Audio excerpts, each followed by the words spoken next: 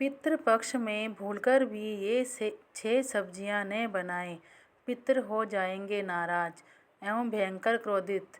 साल 2024 का पितृपक्ष 17 सितंबर से शुरू हो गया है और 2 अक्टूबर तक चलेगा। हिंदू धर्म में पितृपक्ष को लेकर ऐसी मान्यता है कि इस दौरान पिंडदान, तर्पण व ब्राह्मण को भोजन कराने से पूर्वजों की आत्मा को शांति मिलती है। साथ ही साथ पूरे घर परिवार को पितरों का आशीर्वाद मिलता है। पितृपक्ष के दिनों को श्राद्ध के नाम से जाना जाता है।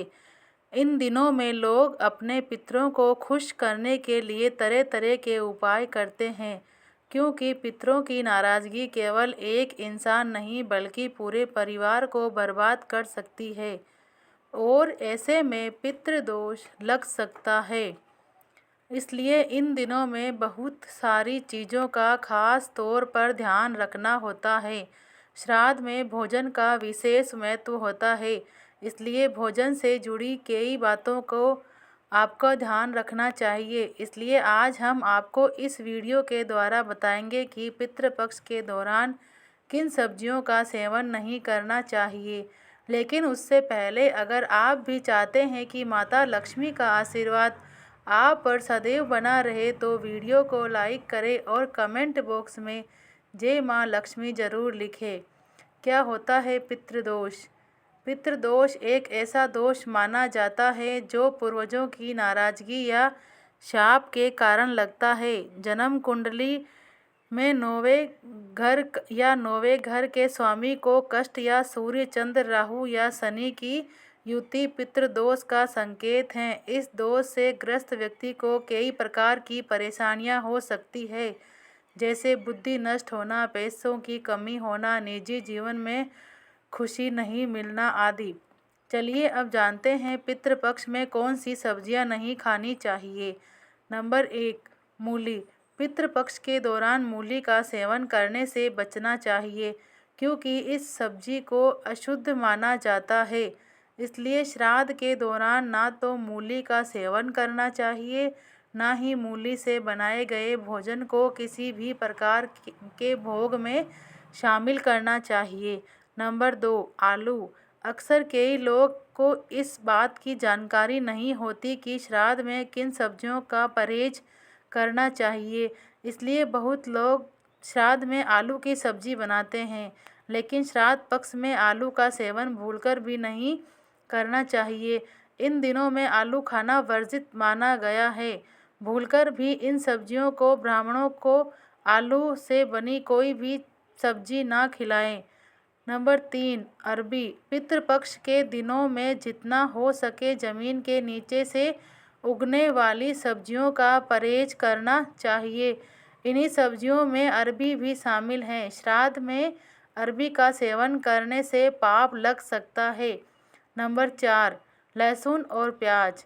हिंदू धर्म में व्रत या फिर त्योहारों में लहसुन और प्याज खाना वर्जित माना गया है, क्योंकि तामसिक भोजन माना जाता है। इसलिए पितृपक्ष में भूलकर भी लहसुन प्याज का सेवन नहीं करना चाहिए और ना ही ब्राह्मणों के लिए बनाए गए भोजन में लहसुन प्याज का इस्तेमाल करना चाहिए।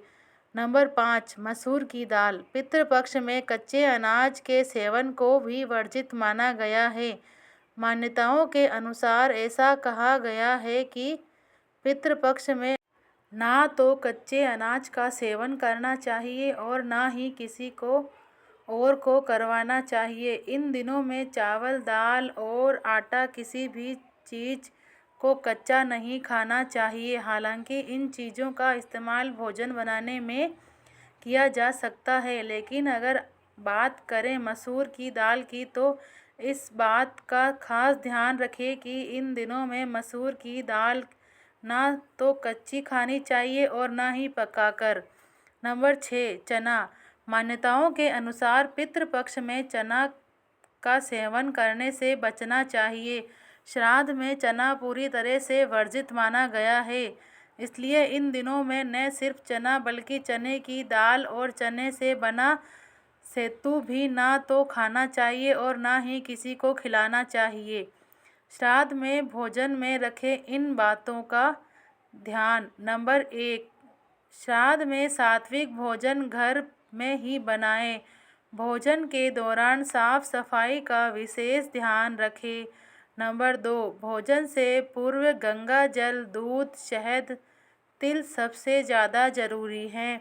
नंबर 3, तिल ज़्यादा होने से उसका फल अक्षय होता है। तिल पिशाचों से श्राद्ध की रक्षा करते हैं। नंबर 4, पितरों को भोग लगाने के लिए उड़द की दाल का विशेष महत्व माना गया है। उड़द की दाल से बनी कोई भी एक चीज़ भोग में अवश्य शामिल करें। ऐसे में पितृपक्ष में श्राद्ध हो तो उसमें उड़द की दाल से बनी इमरती शामिल कर सकते हैं। नंबर 5, आप उड़द की दाल की कचौड़ी बनाकर भी भोग में शामिल कर सकते हैं। इसके अलावा उड़द की दाल के पकोड़े या दही बड़े बना सकते हैं। नंबर 6, श्राद्ध में चावल की खीर का विशेष महत्व है। वही खीर गाय के दूध से बनी हो तो और अधिक शुभ माना जाता है। श्राद्ध में गाय का दूध, दही, घी का इस्तेमाल किया जाता है। नंबर 7, जो मटर और सरसों का उपयोग सर्वश्रेष्ठ माना गया है। नंबर 8, वही सब्जियों में लौकी, तोरई, भिंडी, कच्चे केले की सब्जी आदि विशेष रूप से बनानी चाहिए। पितृपक्ष में ये गलतियां भूल कर भी ना करें। नंबर 1, श्राद्ध के दौरान इस बात का खास ख्याल रखना चाहिए कि हमें किसी पशु या पक्षी को आहत नहीं करना चाहिए। किसी को सताना या मारना नहीं चाहिए। ऐसा करने से पूर्वज नाराज होते हैं। नंबर 2, पितृपक्ष के दौरान मांस और मदिरा का त्याग करना चाहिए। इस दौरान सात्विक भोजन भी ग्रहण करना चाहिए। इस दौरान हमारे पितृ घर में आते हैं तो ऐसा कोई भी कार्य ना करें जिससे पितृ नाराज हो और इसका असर आने वाली पीढ़ियों पर पड़ता है। पितृपक्ष के दौरान शुभ और मांगलिक कार्य नहीं किए जाते। इस दौरान किसी भी नई चीज़ जैसे कपड़ा, सोना, चांदी आदि की खरीदारी भी नहीं की जाती। इसलिए इस बात का खास ख्याल रखें कि पितृपक्ष के दौरान इन कार्यों को ना करें।